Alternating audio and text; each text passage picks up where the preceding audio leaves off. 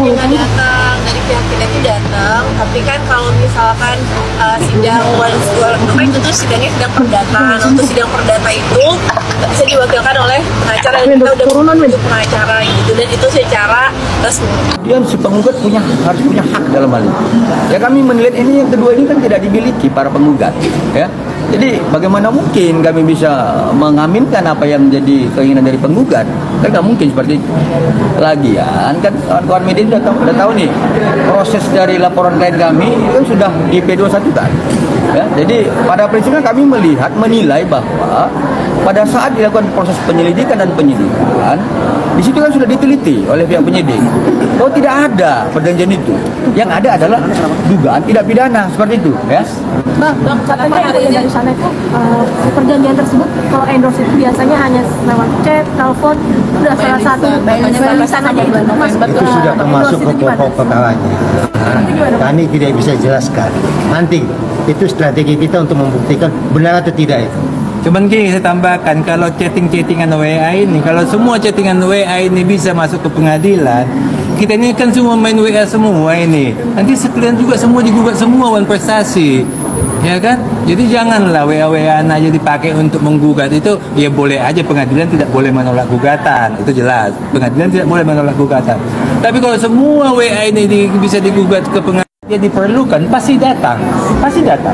Tapi kalau nggak diperlukan, ngapain dia nunggu kayak tadi datang jam 10, sidangnya jam 12. Emang kita harus nungguin 2 jam begini tanpa ada gunanya, ya? Pada saat itu kan pasti datang. Kita pasti akan datang. Tapi agenda mediasinya sudah tahu Bang tanggal berapa? Ini kita lagi mau ketemu sama hakim mediatornya.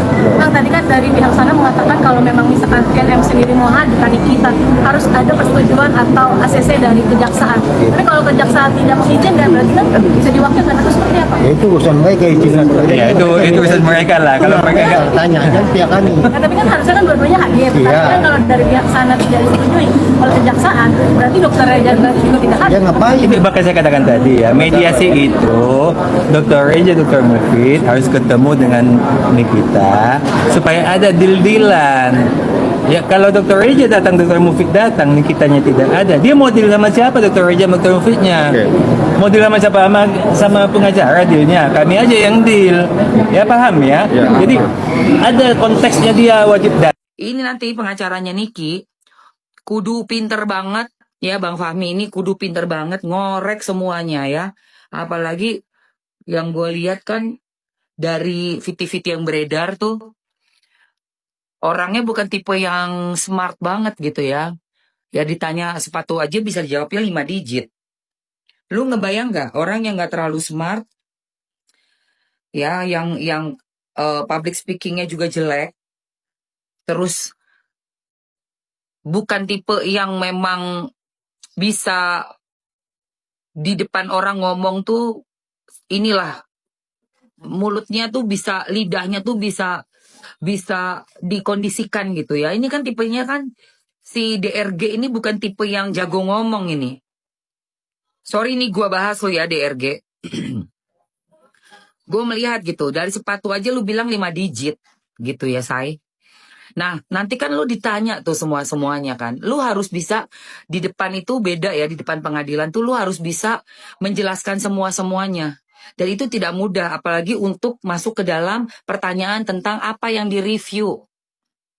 Apa yang direview sampai membuat seolah-olah ada yang di laporan pidananya seolah-olah seperti ada TPPU, ada pemeresongan, di jeruk peres ya, kayak gitu ya. Itu kan ditanya itu produk apa sih? Nah, lu harus menjelaskan produk lu itu. Pertama, kedua, aliran dananya lu.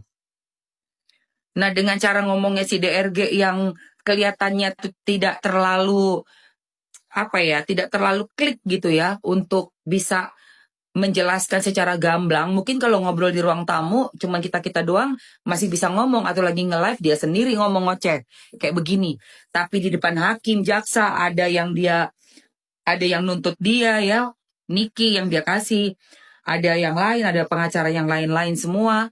Itu nggak gampang, nggak mudah ya kayak gitu. Penting hari ini berdasarkan informasi saya terima, seseorang berinisial RG itu seharusnya hari ini diperiksa, dimintain keterangan di Polda Metro Jaya, di Reskrim Sus Polda Metro Jaya terkait dugaan adanya laporan dugaan tindak pidana melanggar Undang-Undang Kesehatan, dugaan adanya tindak pidana melanggar Undang-Undang Perlindungan Konsumen. Seperti apa prosesnya? Mohon teman-teman bisa memantau, bisa meminta informasi dari Humas Polda Metro Jaya, bagaimana prosesnya, kasusnya ditangani oleh Reskrim Sus Polda Metro Jaya, inisialnya RJ. Bang, ini kalau untuk yang wan prestasi, apakah itu memang harus ada hitam di atas putih perjanjian tertulis atau seperti apa sih Bang? Itu ahli yang jelasin. Ahli kalau menurut hukum perjanjian itu yang penting memenuhi syarat. Syaratnya ada manusianya, syaratnya sesuatu yang sah, syaratnya sesuatu yang halal, syaratnya yang tidak bertentangan dengan hukum. Manusianya ada tergugat satu dan penggugat. Itu manusianya, itu namanya subjek. Objeknya ada terkait dengan review hal-hal yang baik. Kapan tenggang waktunya? November ke November.